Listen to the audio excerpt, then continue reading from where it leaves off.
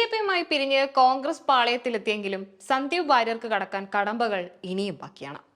ബി.ജെ.പിയിലായിരുന്ന കാലത്ത് സന്ദീപ് നടത്തിയ പല പരാമർശങ്ങളും ഇപ്പോൾ തിരിഞ്ഞുകുത്തുകയാണ്. CPM ഇത് രാഷ്ട്രീയ ആയുധമാക്കുകയും ചെയ്യുന്നുണ്ട്.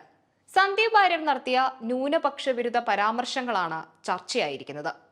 സന്ദീപ് വാര്യർ ഗാന്ധി വധത്തെ ന്യായീകരിച്ച നേതാവാണെന്ന് കെ മുരളീധരൻ അടക്കമുള്ള കോൺഗ്രസ് നേതാക്കൾ തന്നെ വിമർശിച്ച ഘട്ടത്തിൽ സന്ദീപിനെതിരെ കോൺഗ്രസിനുള്ളിൽ തന്നെ ഇഷ്ടക്കേടുകൾ ഉണ്ടെന്ന നിഗമനങ്ങൾ ഉയർന്നിരുന്നു. ന്യൂനപക്ഷങ്ങൾക്കിടയിൽ സന്ദീപ് വാര്യർക്ക് സ്വീകാര്യത കുറയുമോ എന്ന ആശങ്കയും അത് പാലക്കാടിലെ വോട്ടിനെ ബാധിക്കുമോ എന്ന തരത്തിലുള്ള ചർച്ചകളും നീണ്ടു.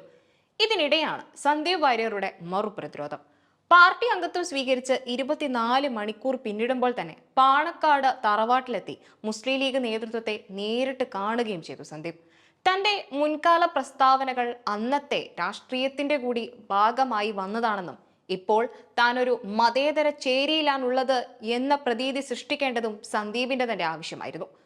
പാണക്കാട് കുടുംബത്തിന് സ്വീകാര്യനാണ് താനെന്ന് തെളിയിക്കുന്നതിലൂടെ CPMനൊരു മറുപടി നൽകുക കൂടിയാണ് ലക്ഷ്യം. സന്ദീപിന്റെ പാണക്കാട് സന്ദർശനത്തിനെതിരെ ശക്തമായി രംഗത്തെത്തിയിട്ടുണ്ട് CPM. മുഖ്യമന്ത്രി പിണറായി വിജയനും രൂക്ഷ വിമർശനമാണ് ഉന്നയിച്ചത്. പാലക്കാടുള്ള ലീഗ് അണികളും മതന്യൂനപക്ഷ ആളുകളും ഇന്നലെ വരെ സന്ദീപ് സ്വീകരിച്ച നിലപാട് അറിയാവുന്നവരാണ്. പാണക്കാട് പോയി സംസാരിച്ച് അത് തീർക്കാൻ വേണ്ടിയാണ് ശ്രമിച്ചത്. കോൺഗ്രസ് ചെയ്യുന്ന നിലപാട് എതിർക്കാൻ ലീഗിന് കഴിയുന്നില്ല. സന്ദീപ് എന്തായിരുന്നുവെന്ന് ലീഗ് അണികൾക്ക് അറിയാമല്ലോ. അവരിൽ എല്ലാ അമർഷവും പ്രതിഷേധവും ക്ഷമിപ്പിക്കാൻ പാണക്കാട് പോയി വർത്തമാനം പറഞ്ഞാൽ തീരുമോ എന്നും മുഖ്യമന്ത്രി ചോദിച്ചു. ഇതിനൊപ്പം സുപ്രഭാതം, സിറാജ് പത്രങ്ങളുടെ പാലക്കാട് എഡിഷനിൽ വന്ന പരസ്യത്തിൽ രൂക്ഷ വിമർശനമാണ് സന്ദീപിനെതിരെ ഉയർന്നിരിക്കുന്നത്.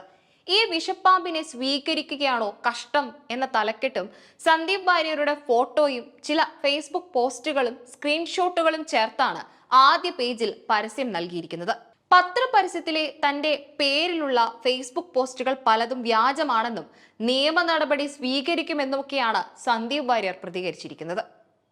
വർഗീയ വിഭജനം ലക്ഷ്യമിട്ട് CPM നടത്തിയ പരസ്യമാണിതെന്നും CPM കൃത്രിമമായി നിർമ്മിച്ചതാണ് തന്റെ പേരിലുള്ള പോസ്റ്റുകളെന്നും പരസ്യം നൽകാൻ ഈ 2 പത്രങ്ങൾ മാത്രം തിരഞ്ഞെടുത്തത് ഇതിന്റെ ഭാഗമാണെന്നും BJPയെ പോലെ CPMഉം വർഗീയ ധ്രുവീകരണത്തിന് ശ്രമിക്കുകയാണ് എന്നുമാണ് സന്ദീപ് വാര്യർ പറയുന്നത്.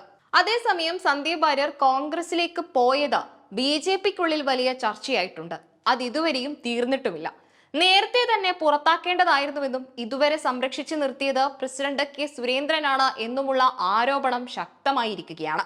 എങ്കിലും പാലക്കാട് തിരഞ്ഞെടുപ്പിന്റെ തൊട്ടു മുമ്പ് സന്ദീപ് BJP വിട്ട് പാർട്ടിക്കുള്ളിലെത്തിയത് ഉപകാരമാകുമെന്നാണ് കോൺഗ്രസ് പ്രതീക്ഷിക്കുന്നത്.